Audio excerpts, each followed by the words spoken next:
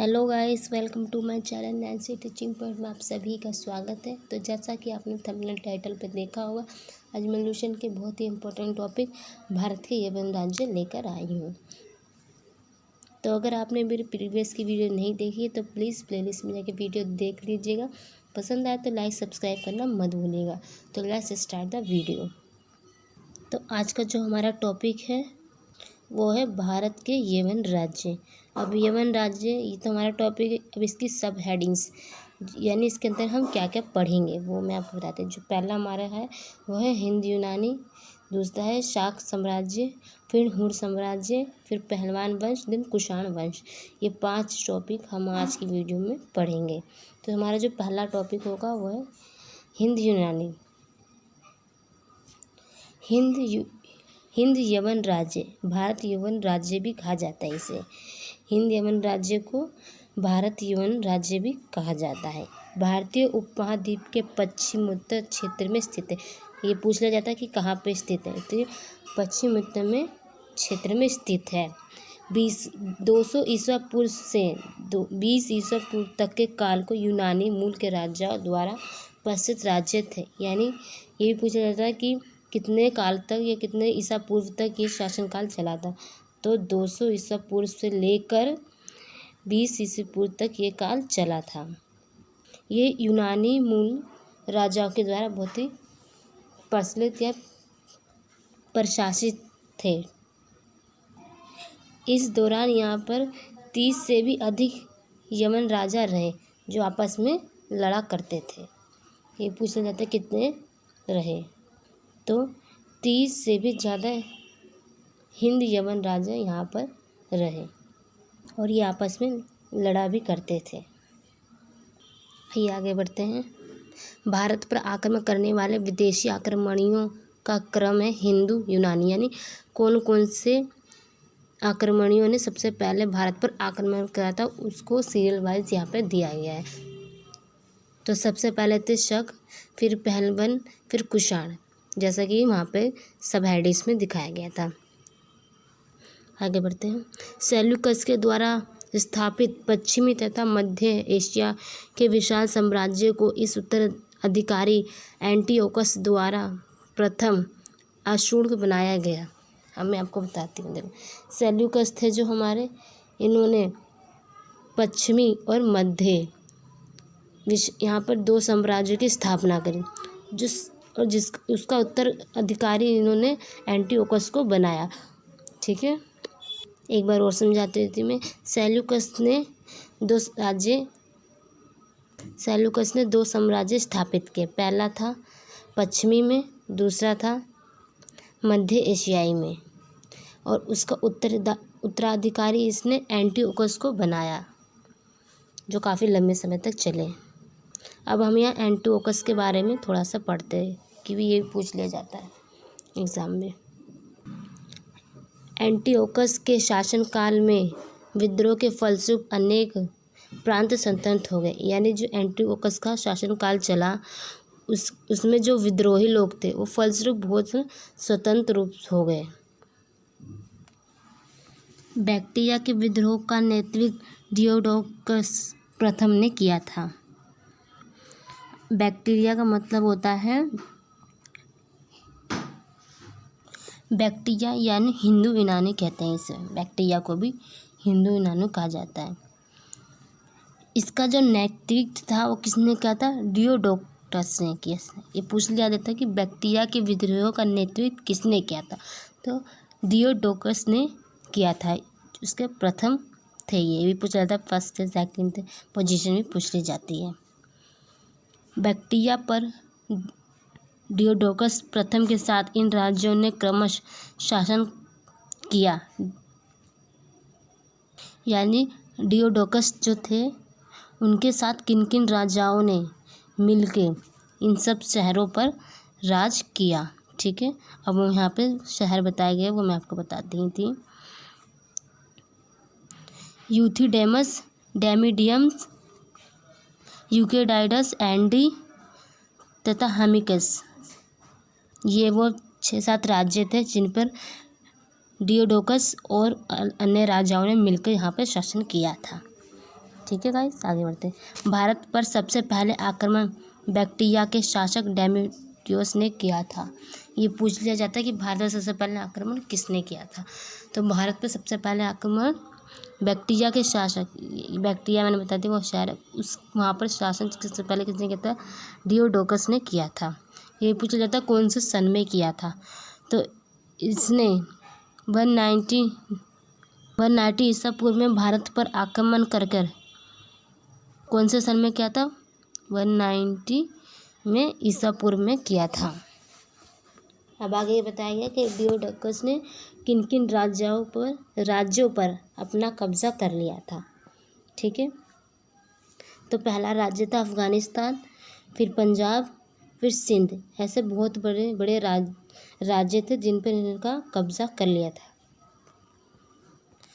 अब देखो इसमें ये बताया गया है कि जो बैक्ट्रिया था उसकी राजधानी क्या थी। तो इसको पूरा पढ़ने की जरूरत नहीं, जो इम्पोर्टेंट पॉइंट है वो मैं आपको बता दे रही हूँ। तो बैक्ट्रिया के शासक तो आपको पता है डियोडोकस से, वहाँ की राजधानी क्या थी, शाकल थी। उन्होंने अपने शाकल को वहाँ की राजधानी बना ली था। इसे ही हिंदू यूनानी यानी बैक्ट्रिया यूनानी भी कहा जाता है। तो कन्फ्यूज़ नहीं होना, बैक्ट्रिया को ही हिंदू यूनानी के रूप में कहा जाता है। ठीक है, ये पोर्शन यहीं ख़त्म होता है। आगे बढ़ते हैं। ये जो बहुत ही इम्पोर्टेंट क्वेश्चन है इसमें मैंने नोट्स भी बना दिए हैं। ठीक है गाइस, ये मैं पढ़ते फिर उसके बाद नोट्स बताऊंगी मैं आपको। साइड बाय साइड आप लिखते भी जाइएगा। पहला हिंदू यूनानी शासकों में सबसे अधिक विख्यात मिनांडर हुआ कौन से सन में हुआ था, 165 से लेकर 145 ईसा पूर्व में हुआ था।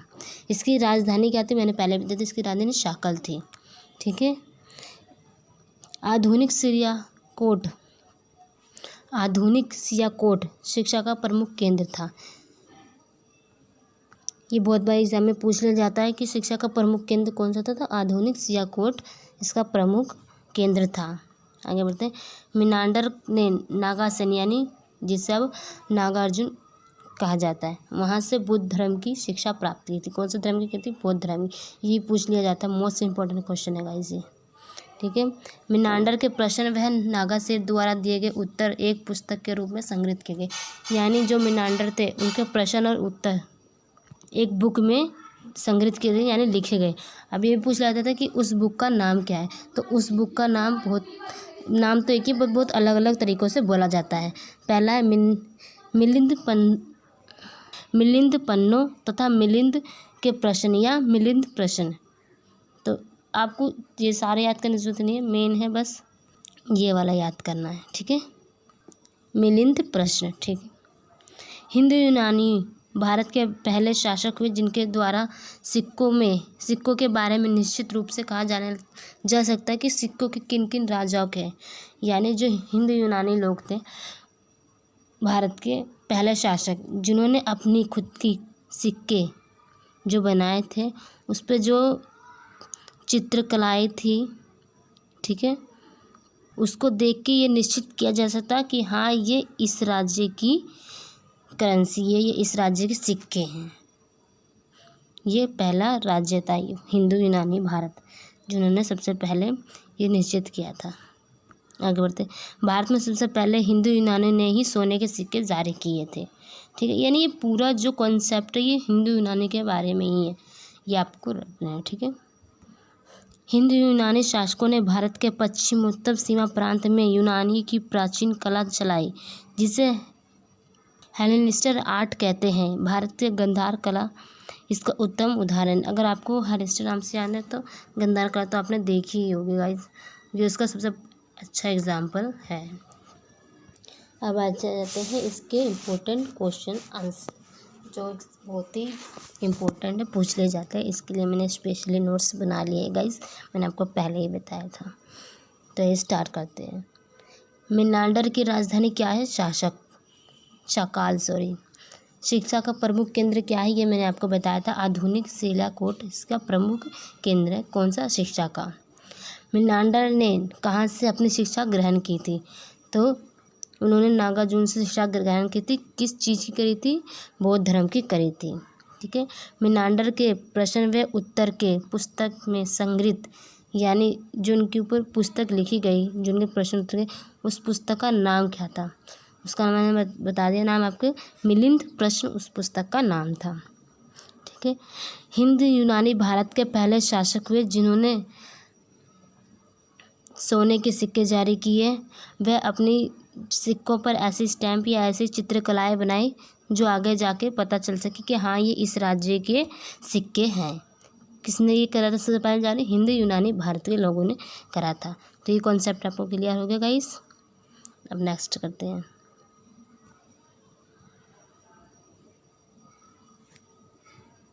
अब आइए थोड़े से इसके नोट्स के बारे में पढ़ लेते हैं, मैंने जो आपको बताए। वह कौन सा देश था जिनसे सबसे पहले सोने के सिक्के बनाए गए? तो वो था हिंद यूनानी देश था। बैक्टीरिया के विद्रोह का नेतृत्व किसने किया था? डियोडोकस ने किया था। अगर आपने पढ़ा था तो आपको क्वेश्चन आंसर व नोट्स बनाने बहुत ही ईजी से बन जाएंगे। आपको बस एक रिवाइज करने की ज़रूरत पड़ेगी। वह कौन से राज्य थे जिन पर डियोडोकस ने शासन किया? मैंने आपको पहले ही बताया था, अभी बता देती हूँ। यहाँ पे लिखा गया यूथिडेमस, डेमिडियम और मेनेंडर आदि ये राज्य थे जिन पर डियोडोकस ने राज्य किए थे। भारत पर सबसे पहले आक्रमण किसने किया था? भारत पर सबसे पहले आक्रमण किसने किया था? ये पूछ लिया जाता है एग्जाम में। बैक्टीरिया के शासक डेमिडियस ने किया था, डेमिडियस। ठीक है। वे कौन से राज्य थे जिन पर डेमिडियस के कब्जा कर लिया था? तो ये 3 राज्य मेन थे जो मैंने इसमें लिख दिए, अफगानिस्तान, पंजाब, सिंध, क्योंकि ये बड़े राज्य थे। इसे ही हिंद यूनानी यानी बैक्टीरिया यूनानी कहा जाता है। तो आई होप आपको समझ में आ गया होगा। मैंने नोट्स के थ्रू भी समझाने की कोशिश करी है आपको। अगर आपको वीडियोस अच्छी लगे गाइस तो प्लीज़ सब्सक्राइब ज़रूर कीजिएगा, लाइक ज़रूर। आज के लिए इतना ही। नेक्स्ट वीडियो में मिलते हैं नेक्स्ट टॉपिक के साथ। Thank you for watching my video. See you soon.